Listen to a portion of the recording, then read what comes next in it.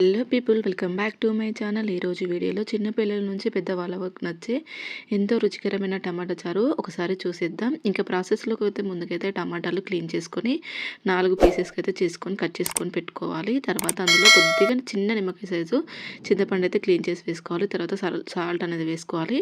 So టమాటాలు కొద్దిగా ఉడకడం కోసం అయితే కొద్దిగా చిన్న గ్లాస్ వాటర్ అయితే వేసుకోవాలి. తర్వాత మంచిగా ఉడికించుకోవాలన్నమాట.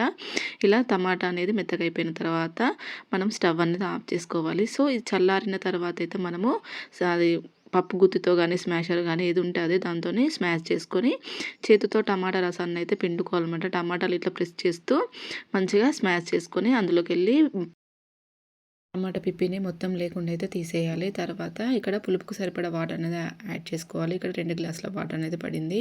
ఇక్కడ రుచికి సరిపడా 1 table spoon salt, 1 table spoon కారపొడి, 1 టేబుల్ స్పూన్ ధనియాల పొడి, తర్వాత మెంతాకు వేసుకోవాలి. మెంతాకు లేకుంటే మెంతిపిండి అయితే వేసుకోండి.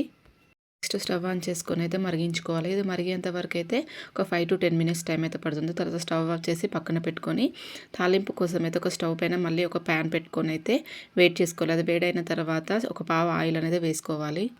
ఆయిల్ హీట్ అయ్యాక 1 టేబుల్ స్పూన్ జీలకర్ర, 1 టేబుల్ స్పూన్ ఆవాలు వేసుకొని అవి చిటపడలాడిన తర్వాత కరివేపాకు అనేది వేసుకోవాలి. కరివేపాకు కూడా ఫ్రై అయిన తర్వాత కచ్చాపచ్చ దంచుకున్న వెల్లుల్లి పేస్ట్ అయితే వేసుకోవాలి. వెల్లుల్లి అనేది పొట్టు తీసేసి జీలకర్ర వేసి దంచుకోవాలన్నమాట. తర్వాత 1 టేబుల్ స్పూన్ పసుపు వేసుకొని మొత్తాన్ని మళ్ళీ ఒకసారి కలుపుకొని మనం పక్కన పెట్టుకున్న టమాటా చారులో అయితే కలుపుకోవాలి.